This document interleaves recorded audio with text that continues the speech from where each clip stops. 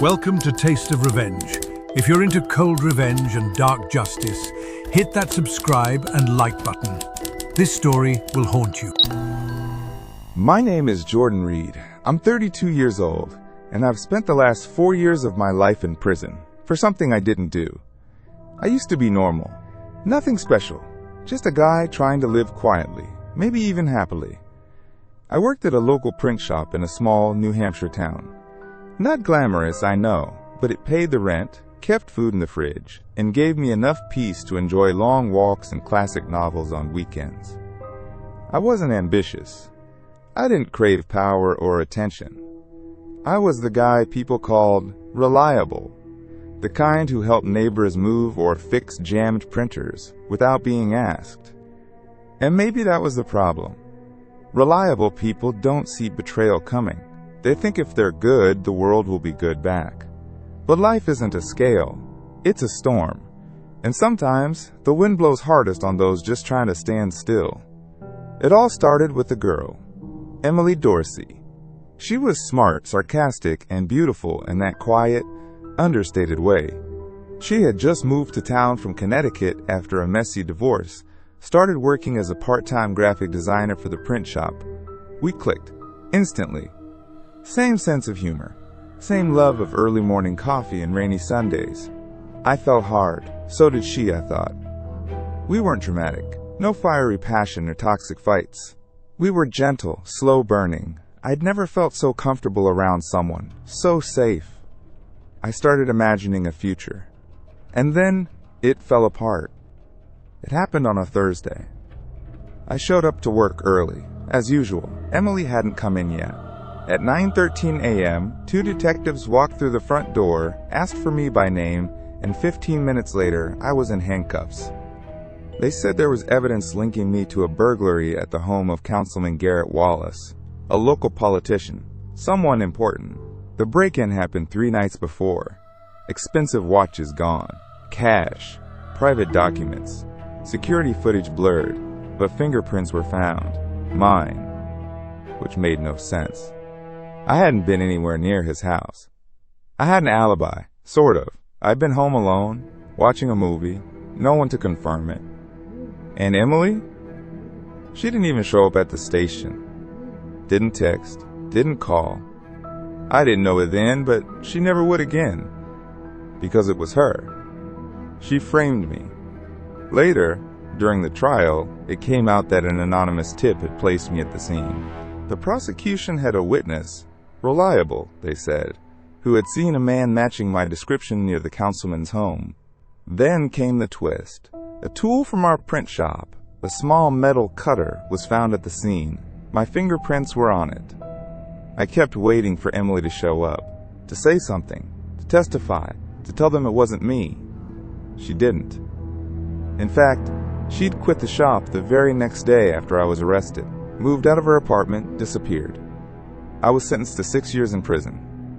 4 years, that's how long I lasted before parole. 4 years inside Crenshaw Correctional Facility.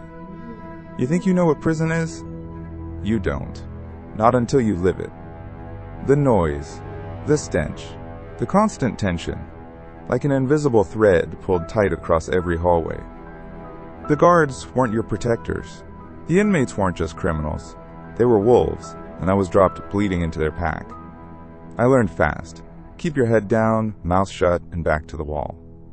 But even then, I met him on my second day. Trevor Marks. They called him Vice. No one knew why. He was big, tattooed, always flanked by 2 others. He ran the North Wing, controlled the phones, the snacks, the favors. He was king of a ruined castle, and I was fresh meat. He noticed me immediately. Maybe it was because I didn't look like I belonged. Maybe it was because I kept flinching every time someone slammed a tray. Either way, he made me a target. First came the jokes, then the slaps, then the tax. A portion of anything I got, food, soap, toothpaste, belonged to him now. When I refused, he broke my nose. And no one cared. Not the guards, not the other inmates. I was just another weakling put in his place. I spent 6 months like that. Bruised, alone, learning how to disappear. But then something changed. I found a book. Not just any book, a journal, left behind in the prison library. Someone had hidden it between the pages of an old Stephen King paperback. Inside were stories, observations, notes about how the prison worked, who controlled what, when the guards rotated, which inmates could be bought. It was a roadmap, written by someone who had clearly been there and survived. It became my obsession. Every lunch break, every spare hour, I studied it, copied it, added to it. I started seeing the patterns, the power structures, and I realized Vice wasn't untouchable. He was just well insulated. If I wanted peace, if I wanted survival, I needed to build something of my own. So I did. I started with small favors, a stitched sock, a hidden message, a book passed between cells. Soon, people began to see me differently, not strong, but useful, quietly powerful. Vice didn't like that. And when I stopped paying his tax, he snapped. That night, he and his crew cornered me in the laundry room.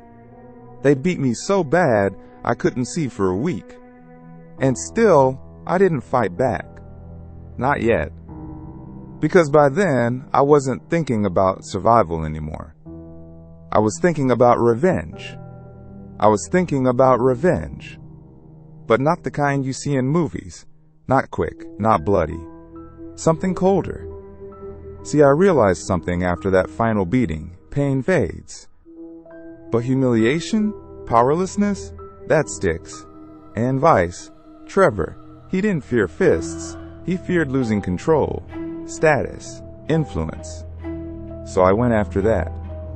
It started with his lieutenants, Vic and Danny, the two shadows always behind him. I made them offers, not threats, not bribes, just options. I paid off debts they didn't even know I knew about. Fixed problems they thought no one had noticed. I did it quietly, subtly. And when it came time to collect, it turned. One by one. Not in public, of course, that would have been suicide. But they started making mistakes, delays, missing handoffs, whispering behind his back. Vice felt it. You could see it in the way he paced the yard, how he snapped at people, how his voice got tighter when he gave orders. Then came the fights. Small at first, a shoving match, a stolen tray, but it grew. Because I knew which buttons to push. I knew how to get under his skin without ever saying his name. And then one day, he snapped. He threw a chair at a guard during mess. They dragged him out in cuffs screaming, and he was sent to solitary for 60 days. While he was gone, I took everything. The funk privileges, the smuggling routes, even the dumb little poker ring he ran behind the chapel. I didn't take them for me. I gave them away, built loyalty. And by the time Vice came back, he was nobody. He tried to start again, of course. Tried to bark orders, throw punches. But no one listened. No one backed him up. He wasn't feared anymore. He was pitied. And in prison, that's worse. I didn't need to lift a finger. They took care of him themselves. But that wasn't the real revenge. Vice was just a symptom. The cancer was outside. Emily, she was the one who put me there. Not literally, but close enough. I spent months thinking about what she'd done. Why? I didn't even understand it. We had no fights, no drama. Nothing that would explain how she could look me in the eye one night and hand over my name to the police the next. But after 4 years in prison, I learned something else. People don't need reasons to ruin you. Sometimes, it's just convenient. When I got out, I didn't go home. I didn't even tell anyone I was being released. No one was waiting. No one called. The system just handed me a bag of my things, a bus pass, and a sheet of paper with Reed Jordan stamped across the top. I didn't want sympathy. I wanted truth. So I started digging. Not loud, not reckless, just enough. I visited old coworkers, pretended I was trying to rebuild, smiled, asked polite questions, and eventually, one of them, Mark, let something slip. Emily had left town 2 days after I was arrested, said she got a job offer in Chicago. Only, there were no records of her working in Chicago. But there were bank transfers, big ones, from a firm tied to Councilman Wallace, the same one whose house was robbed. And suddenly it made sense. She wasn't running, she was paid. I didn't go after her right away. I wasn't stupid. You don't spend 4 years plotting revenge only to rush the final act. First, I needed to confirm everything, so I followed the money. The transfers were clean, too clean, no direct link to Emily, but one of the wire routes passed through a shell company based in Nevada. I dug deeper and found the name Aegis Consulting on the registration. Guess who used to work there? Emily. 6 months before the councilman's house was robbed. Coincidence? Not a chance. She had access. She had motive. And now, thanks to my digging, she had exposure. But I didn't want to just expose her. I wanted her to feel it. The slow rot of fear. The creeping sense that her lies were unraveling. So I started small. Anonymous emails. A blurry screenshot of the wire transfer. A photo of her leaving the councilman's office from a public archive. No threats, just reminders. Then came the call. Blocked number. She picked up anyway. "Emily," I said, voice flat. "You remember me?" There was a long pause. I could hear traffic, maybe a sidewalk cafe. Then she whispered, "Jordan?" I didn't respond. I just hung up. 2 days later, she filed a police report, said someone was stalking her. But nothing came of it. Because I hadn't broken any laws. Not yet. And that's when I reached out to Ava, my ex's sister, the one person who never quite bought the Jordan's a thief story. She had always been skeptical, quietly so, but loyal to her sister. I told her I wanted closure. She agreed to meet. At first, it was awkward. Ava looked at me like I was a ghost she didn't expect to see again. But as I laid out the bank records, the timing, the connections, her face changed. "You think she set you up?" she asked, brows furrowed. "I don't think," I said. "I know." She didn't say yes. She didn't say no. But she asked for copies. And a week later, she called me at 2 a.m. "I found something," she whispered. "You're not crazy." Turns out, Emily had confided in her once, said something about doing what she had to do that he wouldn't understand. Ava had brushed it off back then. But now it made sense. And Ava was furious. Because Emily hadn't just lied to me. She'd lied to her entire family. That's when things shifted. Ava became an ally. She helped me dig further, access files I couldn't get on my own, personal emails, a calendar entry, final payment, and a document Emily had saved in a private folder, statement draft if he talks.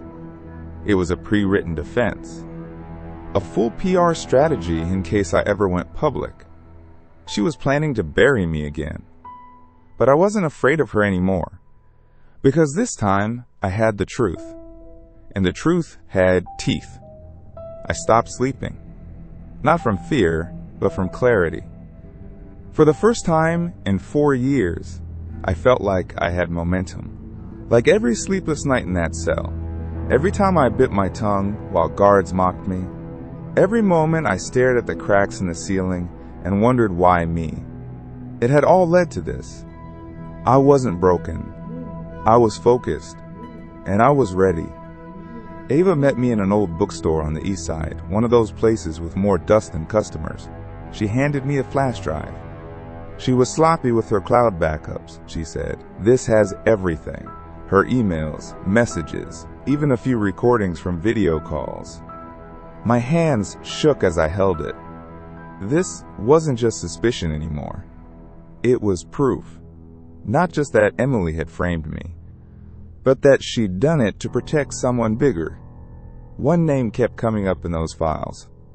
Winston Hale, city councilman, former federal prosecutor, family man, the same man whose house had been robbed, the man whose laptop was stolen. But now I saw the truth. There had never been a break-in. There was no theft, just a quiet transaction. My arrest wasn't about me. It was about burying what was on that laptop. Emails, donations, private contracts, offshore holdings. Winston had secrets. Emily had access. And I was the convenient fall guy. I drove past his gated home 3 times that week. I didn't stop. Not yet. Let him live in comfort a little longer. Let the illusion breathe. I wasn't gonna smash it. I was gonna pull the rug out from underneath it. That Friday, I walked into a local newspaper office. Not one of the big ones. I needed someone hungry. Someone who had nothing to lose. Her name was Riley Tran. Young, independent, ran a small but growing outlet called Civic Watch. I handed her the flash drive and said, "You run this story, you'll make your career." She narrowed her eyes. "What am I looking at?" "Corruption," I said, "and a 4-year lie." She called me the next day. Her voice was shaky. This is real?" "Every word. You could have sold this, buried it, taken a payout." I laughed, bitter. "I don't want money. I want people to know." She paused, then said, "Okay, let's blow it up." It took 2 weeks. Riley fact-checked, verified, interviewed old contacts of mine from before the arrest. Ava helped fill in the blanks. One night, we even spoke to a former aide of Winston's, anonymously of course, who all but confirmed that the laptop was never actually missing. And then the story dropped. Framed, how a rising star took the fall for a councilman's dirty secrets. With photos, audio clips, document scans. Everything. It was explosive. And the fallout was immediate. Emily vanished from social media. Winston issued a vague denial, then went silent. People started asking questions. Ava told me the family group chat exploded. And me? I sat in my apartment, lights off, staring at the screen. The same city that once painted me as a thief now wanted answers. But I wasn't done. Because the real revenge, it wasn't just in the exposure. It was in the silence that followed. The calls they didn't return. The deals that fell apart. The donors that ghosted them. Their empire didn't collapse overnight. It eroded. Like termites in the walls. And I was the one who fed them in. Winston didn't go down quietly. Of course he didn't. Men like him never do. He made his rounds on talk radio, issued veiled threats about misinformation and false narratives, hired a crisis PR firm to try and spin the story. But the damage was done. Even if no handcuffs had been slapped on him, yet his name was now rotting in public opinion.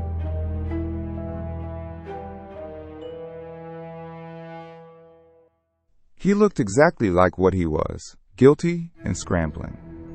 Emily, on the other hand, did something I hadn't predicted. She tried to contact me. 3 missed calls. Then a text. I need to explain. There was no apology, no guilt, just a familiar attempt to take control of the narrative. But I wasn't interested in giving her that. Not yet. Instead, I let the silence stretch. The same kind of silence she left me in 4 years ago, when I was screaming my innocence into an uncaring system.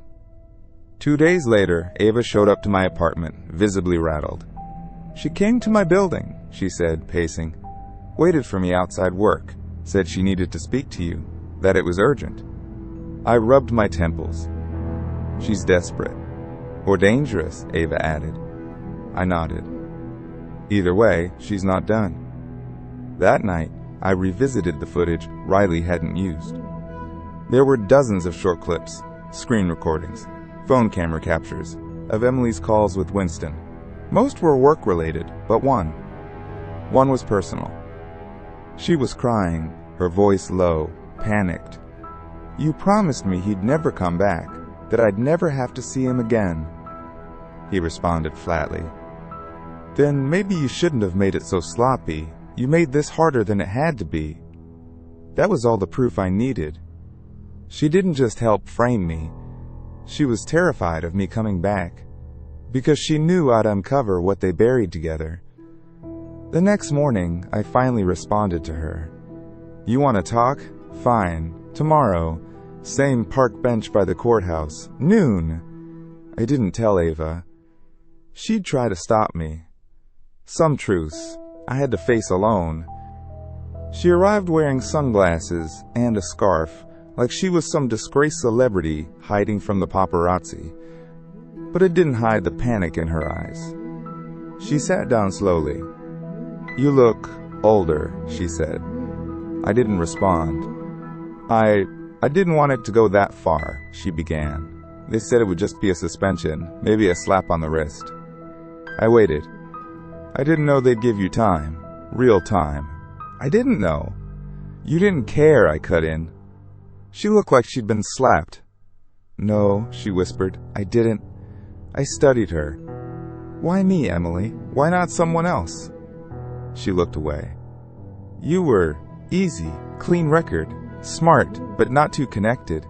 You were just enough of a threat to justify removing, but not important enough to protect." I let that sink in. "So you traded me in, for power, for your career?" She nodded once. And then, to my surprise, she said, "I regret it every single day." Regret was a luxury I'd never been offered. But hearing it didn't soothe me. It made me angrier, because she still didn't get it. This wasn't about remorse. This was about responsibility. "You think showing up here, crying, gives you closure?" I asked. "No," she said. "I think telling the truth is the first step." "To what?" "Forgiveness." I stood. "I'm not here to forgive you. I'm here to bury you." And I walked away.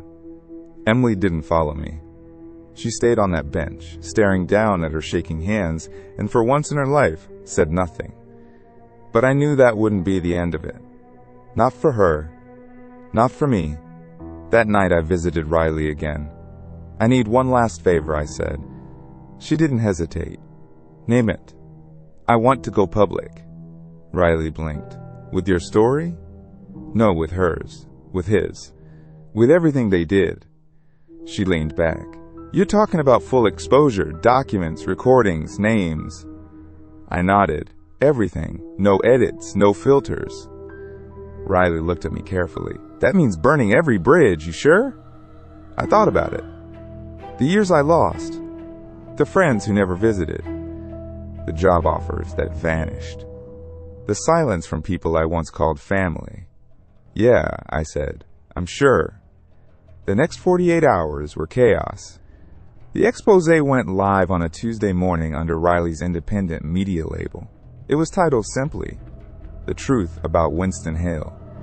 It included emails, voice memos, timeline breakdowns, and a detailed recount of my arrest, trial, and time in prison. More importantly, it showed the why. How Winston used me as a scapegoat to cover up a financial scheme involving multiple nonprofits and a fake educational grant. How Emily assisted, leaking internal documents to investigators to frame me instead. And how the system, hungry for a headline, never questioned the evidence. The story exploded. News stations picked it up within hours. By the end of the day, #Winston Hale trended nationwide. By the end of the week, congressional hearings were being discussed. My face was everywhere, but this time, not as a villain. As a survivor. As a whistleblower. As a warning. And Emily? She disappeared.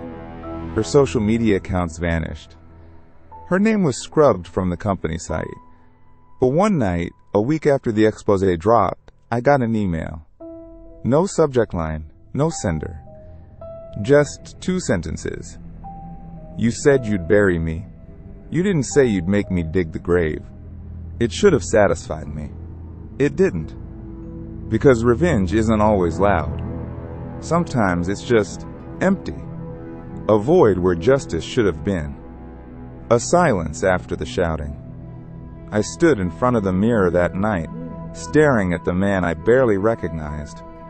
Still wearing scars no one could see. Still carrying a sentence I never deserved, but finally free. I didn't expect the calls to start again. From family, from old friends, from people who, 4 years ago, vanished like smoke when the fire got too hot.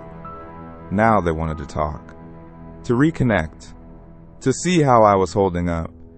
I ignored most of them, but one message caught my attention. It was from Harper, my younger sister. We hadn't spoken since my trial. She had testified on my behalf, hesitantly, but then disappeared from my life completely. Back then, I assumed she was ashamed. But her message said something else. I need to see you. It's about Mom. I met her at a diner outside the city. She looked older, tired, but not broken. She didn't waste time. She's sick, Harper said, stirring her coffee. Lung cancer, stage 3. I said nothing. I didn't know how to reach you, she continued. You changed numbers, moved. I only found you because of the expose. I nodded slowly. She asks about you, Harper added, every time I visit. I took a breath. And what do you say? That you're healing. I visited Mom 2 days later. The hospital room was quiet, filled with that sterile stillness only found in places where time stretches thin. She looked small, frail, but when her eyes opened, they lit up. You came, she whispered. I sat beside her. I did. I prayed for this day. We both fell silent, and then she said, I never stopped believing you. Something inside me cracked. I didn't cry when I was sentenced. I didn't cry when I was beaten in prison. I didn't cry when I walked out 4 years older and 100 pounds heavier in bitterness. But in that moment, hearing that, I wept. After Mom fell asleep, Harper walked me out. She never told anyone what she really thought, she said, not even me. She didn't have to, I replied. She was the only one who never turned her back. We stood in the parking lot under fading streetlights, 2 siblings trying to unlearn 4 years of distance. Do you hate me? Harper finally asked. I looked at her. No, I was angry, but I don't hate you. I froze, she said. In court, I thought if I just stayed quiet, they'd leave me out of it. I get it, I said softly. We were raised to avoid the storm, but I ran into it. She smiled, tears in her eyes. I'm proud of you, even if I wasn't brave enough to say it then. Back at home, I sat in front of my old piano. It had collected dust, keys out of tune. But the muscle memory returned like an old friend. I played the lullaby Mom used to hum when we were kids. And for the first time in a long, long time, I felt whole again. 6 months passed. 6 months of rebuilding my life one thread at a time. I got a job at a local mechanic shop. Nothing glamorous, but honest work. The smell of grease and gasoline reminded me of high school, before everything fell apart. Before I trusted the wrong people. Before I was thrown into a cage with wolves. I rented a small apartment above a deli. The owner, Frankie, didn't ask questions. He just handed me the keys and said, pay rent on time and we're good. That was all I needed. At night, I'd sit on the rooftop with a cheap cup of coffee and stare out at the city lights. It felt like I was watching a world I used to be part of, one that had moved on without me. But I wasn't bitter anymore. I was waiting, planning. Because there was one thing left unfinished. Bryce Foster, the man who set me up, who planted the money, forged the documents, and made sure the police got just enough evidence to bury me alive. He didn't just steal 4 years from me. He tried to erase me. And worst of all, He'd succeeded in pretending like nothing happened. He was still out there, still respected, still clean. Until I found him. It started with the burner phone and a fake name.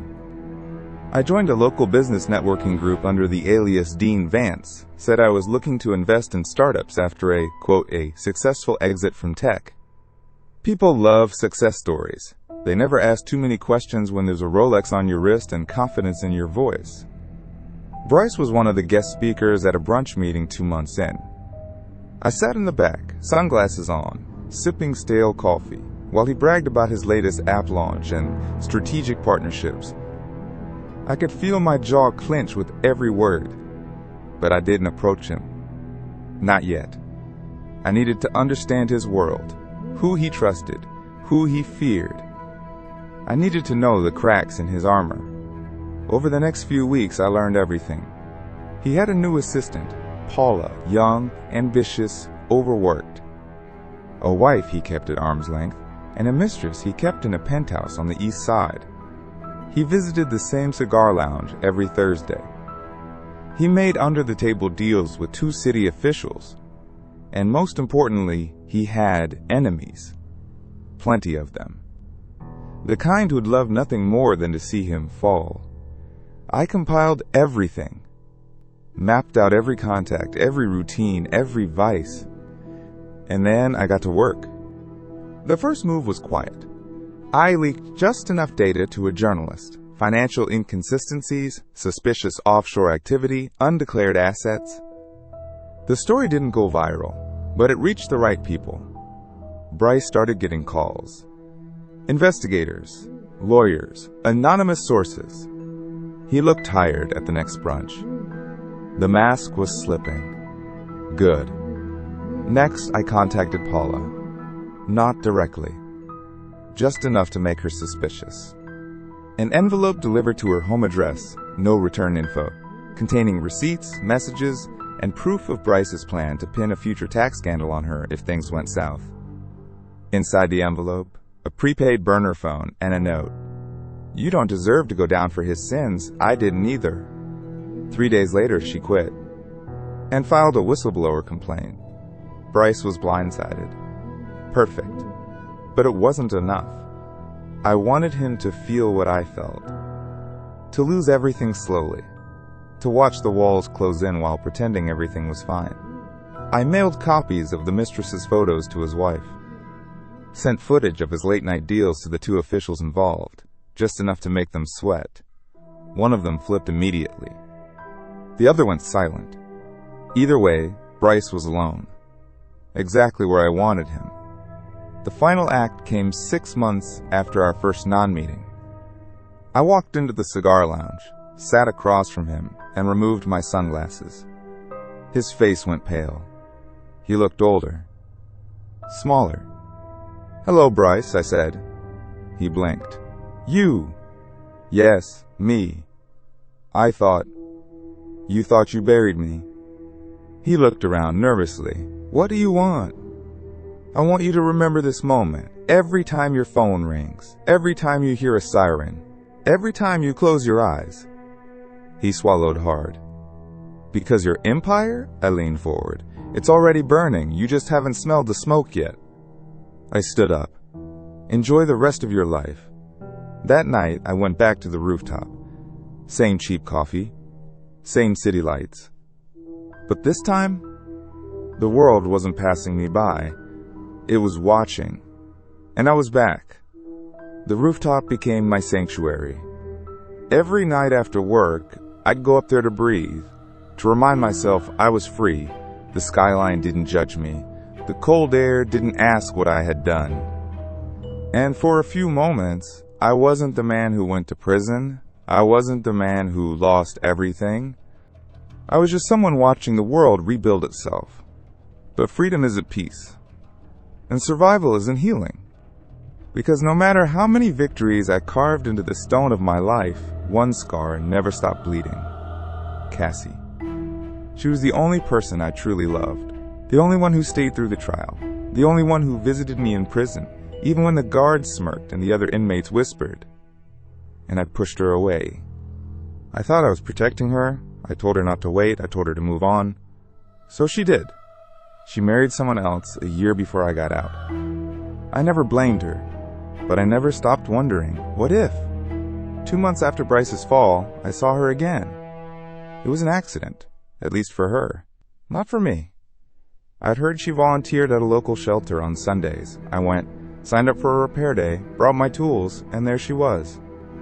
Still the same soft eyes, same quiet strength. She didn't recognize me at first. My beard, the weight I'd lost, the lines on my face, they were the souvenirs of hell. But when she did, I saw something flicker behind her eyes. Shock, sadness, maybe even something else. "Jordan," she said quietly. I smiled. "Hey, Cass." We talked. It was awkward at first. Small talk, meaningless updates. Her husband was a lawyer. No kids yet. She'd just made partner at her firm. But eventually the walls thinned. She asked about prison. I told her the truth, some of it. She asked about Bryce. I shrugged. He's learning what it feels like to lose everything. She didn't ask how. I didn't offer. Over the next few weeks, we kept running into each other. Coffee became a routine. Texts turned casual. The space between us shrank, but I knew better than to hope. She was married, and I had my demons. But there was a moment, on a Tuesday night after coffee, when we stood outside her car under a flickering street lamp. The wind was soft, the world was quiet. And she said, "I'm sorry I moved on." I looked at her. "Don't be, I told you to." "I know," she said, eyes on the pavement, "but it still feels like a lie." I didn't kiss her. I wanted to, God, I wanted to. But some things weren't meant to be reclaimed. And some wounds weren't meant to close. We said goodbye, this time, for real. With Cassie gone again, I poured myself into rebuilding. I went full-time at the shop, took night classes in finance, even started working on my own repair business. Revenge had sustained me, but now I needed something else. Purpose. Something that couldn't be taken from me. So I built it, slowly, day by day. A business, a name, a future. And then, just when I thought my story was finally turning the page, a letter arrived. No return address, handwritten, simple envelope. Inside, a single sentence. He wasn't working alone. No signature, no explanation, just enough to set my blood cold again. I stared at it for hours, because deep down, I knew exactly what it meant. Bryce may have pulled the trigger, but someone else loaded the gun. I couldn't sleep that night. I laid the letter on the kitchen table and just stared. Every few minutes I'd walk away, pour water, check my phone, pretend I wasn't going to look again. But each time I came back. Because no matter how much I wanted to believe Bryce was the mastermind, there had always been something off about the way it all fell apart. His timing was too perfect, his connections too deep. He was a spoiled, vindictive prick, but not smart enough to orchestrate a frame job that airtight, not alone. And now, this letter confirmed what my gut had whispered all along. There was someone else. I pulled out everything, court transcripts, news articles, even my old phone records. I mapped every name, every contact, every visit to the shop 6 months before the arrest.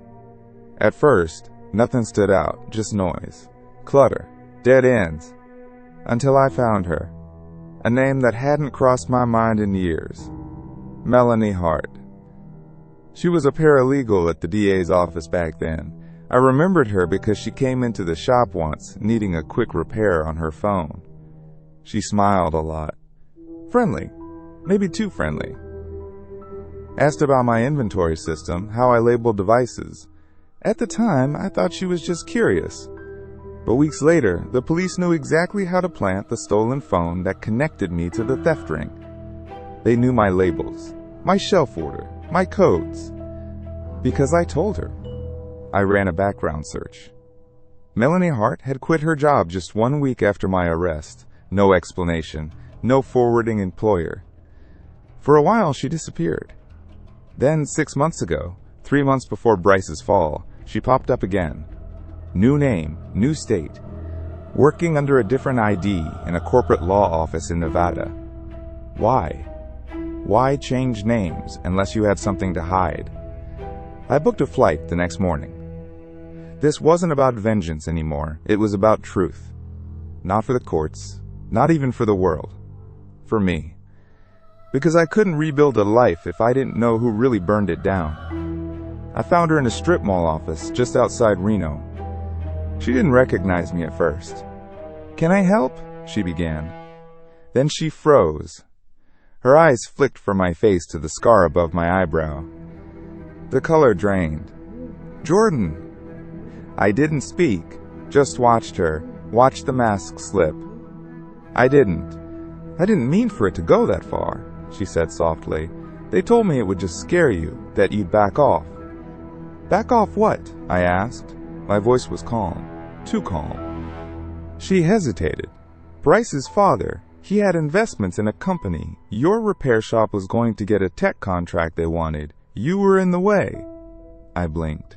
"So they framed me?" She nodded. "I was just supposed to gather info. I didn't know they'd destroy you." The rage came quietly, not as fire, but as ice. Cold, controlled fury. "Who else was involved?" I asked. She shook her head. "I don't know, I swear." I believed her. She looked like someone haunted by the past. Someone running for years from the same ghost I was now facing. But I couldn't forgive her. Not yet. Maybe not ever. I walked out without another word. I didn't need to scream. The truth was louder than anything I could say. Back home, I sat down and wrote a letter. To myself. I listed every person who had tried to break me. Bryce, his father, Melanie, the system. Then I wrote a second list. Every person who stood by me, even if just for a moment. Cassie, my mother, my cellmate Marcus. The shelter volunteers. I looked at both lists. One was longer, but the other mattered more. The final step wasn't about revenge. It was about reclaiming my story. I published everything. A blog, a YouTube video, a podcast guest spot. Not to go viral, not to sell books. Just to tell the truth. Because the world breaks people every day. But if even one person reads my story and decides to keep going, then none of it was for nothing. And me? I kept building. Day by day. Screw by screw. Not to erase what happened, but to prove that survival isn't weakness. It's power. And sometimes, the best revenge is just living well. 6 months later, I stood on the same street where it all began. It looked different now. Or maybe I did. The halfway house was gone, replaced by a dull gray condo complex with fake balconies and overpriced rent. The old coffee shop on the corner had new owners. Same tables, new name. But the one thing that hadn't changed? People still walked by each other with their heads down. No one looked up. No one saw anyone. And maybe that was the real lesson. Nobody's coming to save you. Nobody's watching close enough to notice you're falling. But that's okay. Because once you stop waiting to be seen, you start becoming someone worth noticing. I walked past the building, now holding a laptop bag and my own damn keys. My name was on a lease. Not because someone gave me a second chance. Because I took one. Cassie and I still talk sometimes. She'd text me articles, podcasts, things that reminded her of that kid with the busted jaw who kept showing up. Marcus got transferred to a reintegration program. Last I heard, he was learning how to code. I sent him a care package. It wasn't much, just snacks, a cheap hoodie, and a handwritten note that said, "Keep building, brother." Because that's what we do now. We build. I got a job at a local workshop, helping at-risk youth fix bikes. Turns out, when you show a kid how to take something broken and make it right again, They believe they can do the same with themselves. Some days are hard. Triggers still show up like uninvited ghosts. A certain cologne, a slamming door, the word guilty spoken too loud on a podcast. But I breathe through it. Because every breath I take outside of those bars, it's a win. And I don't need him to say sorry. Not Bryce. Not his father. Not the judge who looked at me like I was disposable. I don't want their guilt. I want my peace. And I've earned it. Some mornings, I still wake up at 5:17. It was the time the guards would bang on the cell doors at Millstone. It doesn't matter that now I sleep in a real bed, with sheets I bought myself, with a door that only I have the key to. My body still remembers. But I don't hate it. That jolt, those first seconds of hyper-awareness, it reminds me that I survived something I wasn't supposed to. It reminds me that I can face the day no matter what it throws at me. The neighborhood's not fancy. There are sirens some nights, and my upstairs neighbor walks like he's training for a stomping competition. But there's light, natural light, and peace. I bought a cheap chair off Facebook Marketplace, set it next to the window. That's my spot. Coffee in hand, I sit there every morning before the world starts screaming. And I breathe. One of the most underrated victories in life is waking up and feeling no dread. I used to think peace was the absence of pain. Now I know it's the ability to carry it without letting it crush you. The past still shows up in my inbox. Every once in a while I get messages from people who read my story. Some say, I went through something similar. Others say, my brother is in prison, and I never knew what it was like for him. Thank you. And some just say, you helped me get through today.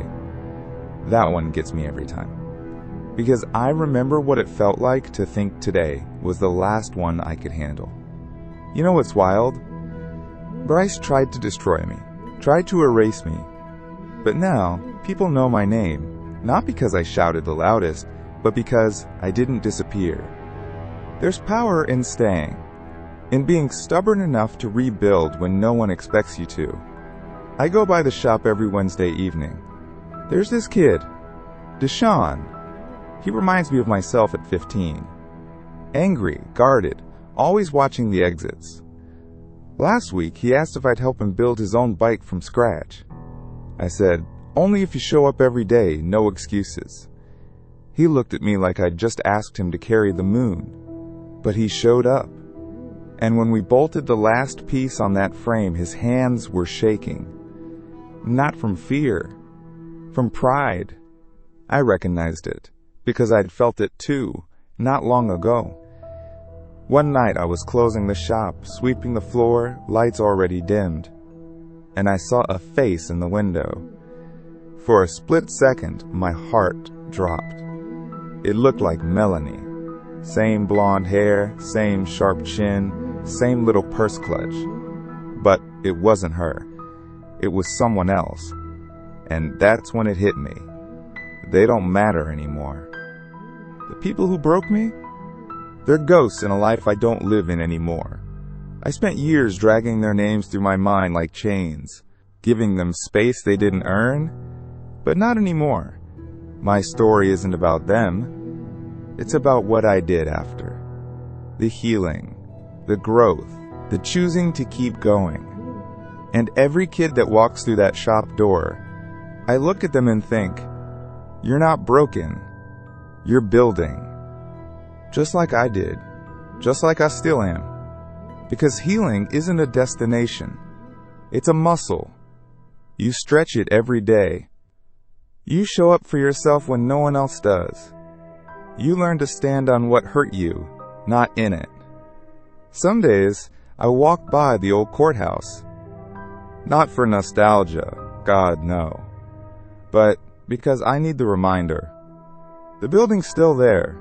Same chipped steps, same heavy doors. But I'm not the same. Back then, I walked in terrified, handcuffed, branded a criminal. Now I walk by free, not just legally, mentally. I remember sitting on that cold bench, wrists burning from the zip ties, Melanie avoiding my eyes, Bryce's father whispering to the DA. It used to haunt me. Now it fuels me. Because I know who I am, and no amount of lies or legal tricks can take that from me again.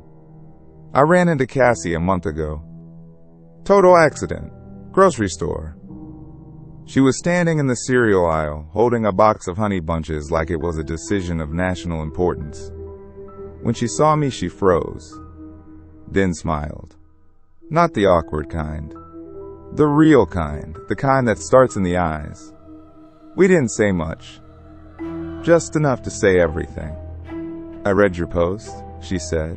All of it. I nodded. I'm glad you're doing okay, she added. And I told her the truth. I'm not just okay, I'm good. That's all it was. That's all it needed to be. Closure isn't always dramatic. Sometimes it's just peace where there used to be a storm. After she walked away, I realized something. I didn't need her to forgive me. I had already forgiven myself.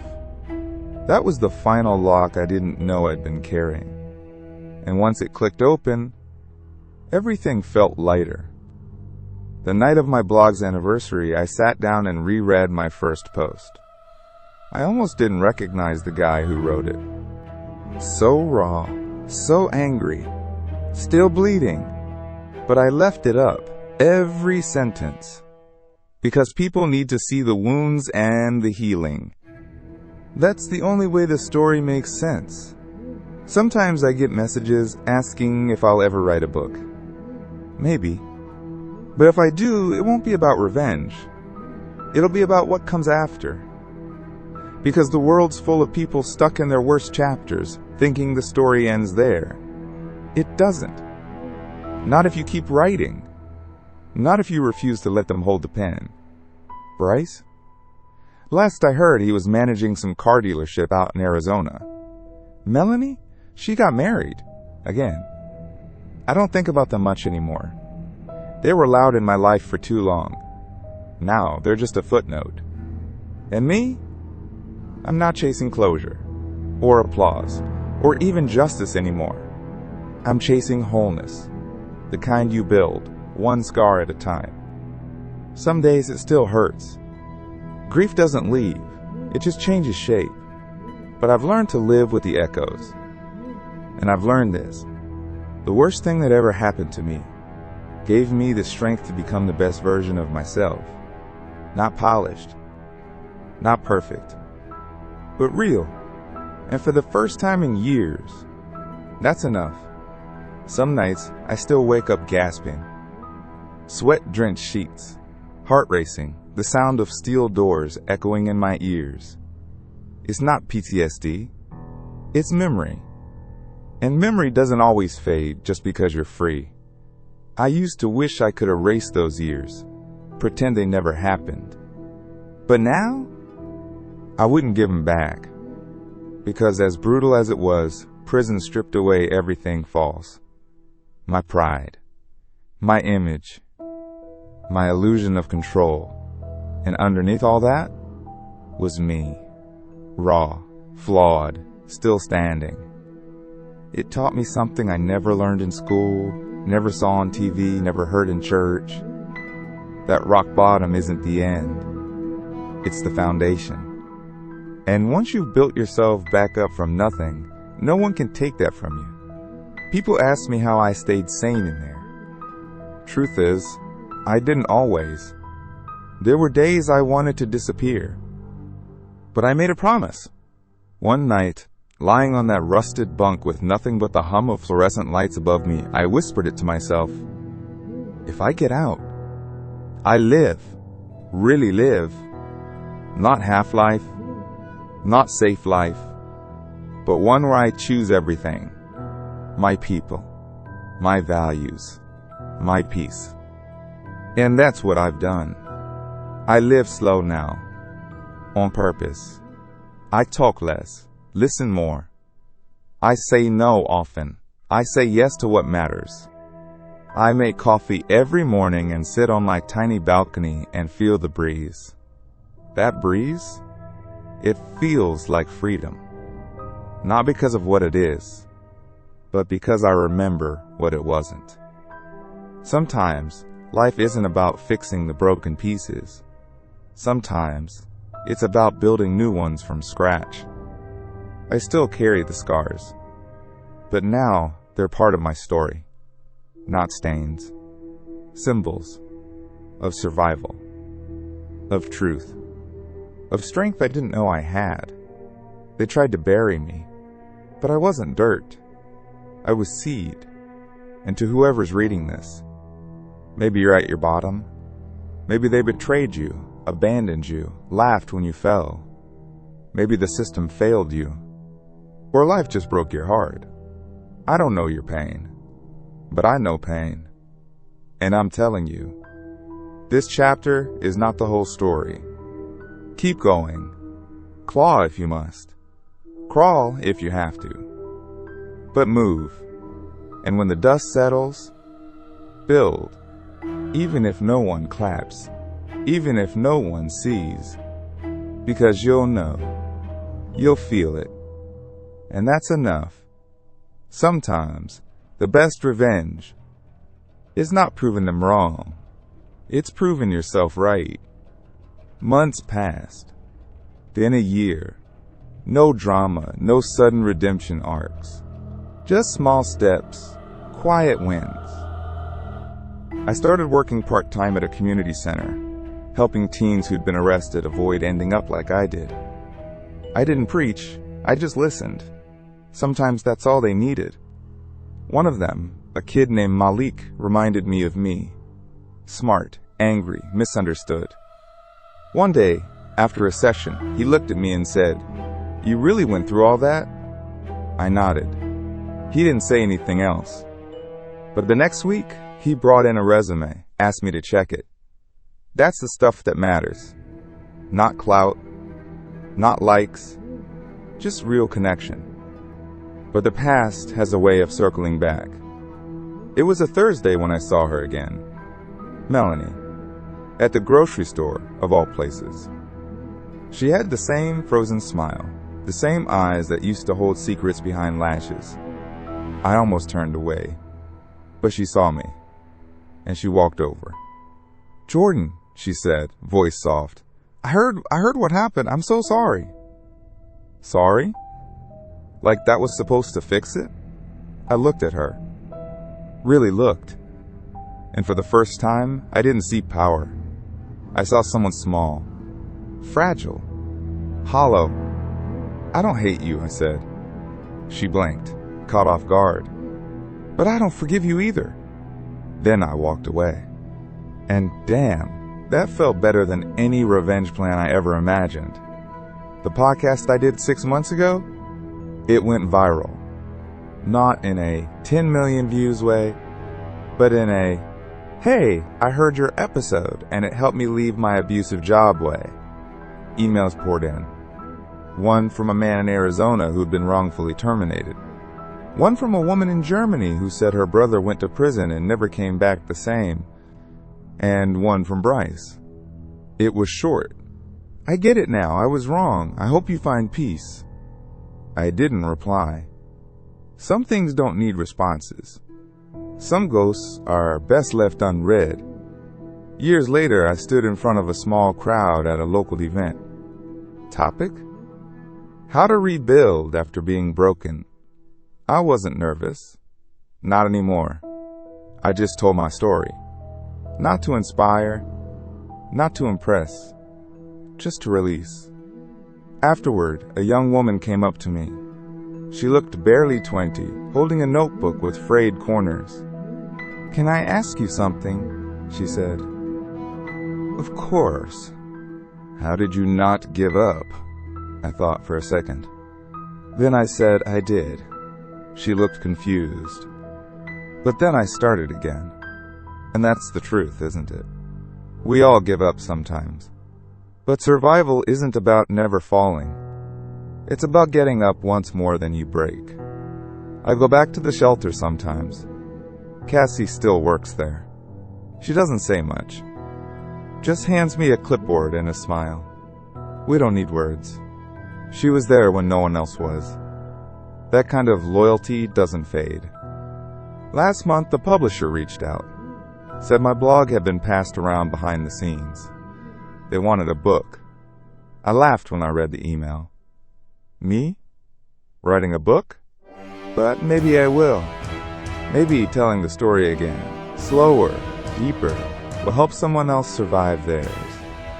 Now, I still live in the same apartment, same squeaky steps, same chipped paint. But everything feels different. Not because the world changed, but because I did. And that's the most powerful thing I've ever done. So if you're reading this, and you're broken, or lost, or angry, you're not alone. Keep going, even when you don't want to, even when no one claps. Especially then, because someday you'll look back and realize the pain didn't destroy you. It rebuilt you. Stronger, sharper, smarter. And maybe, just maybe, you'll smile. Not because it didn't hurt, but because you made it through. And that's enough. If that hit you deep, imagine what's coming next. Subscribe, like, and welcome to Taste of Revenge,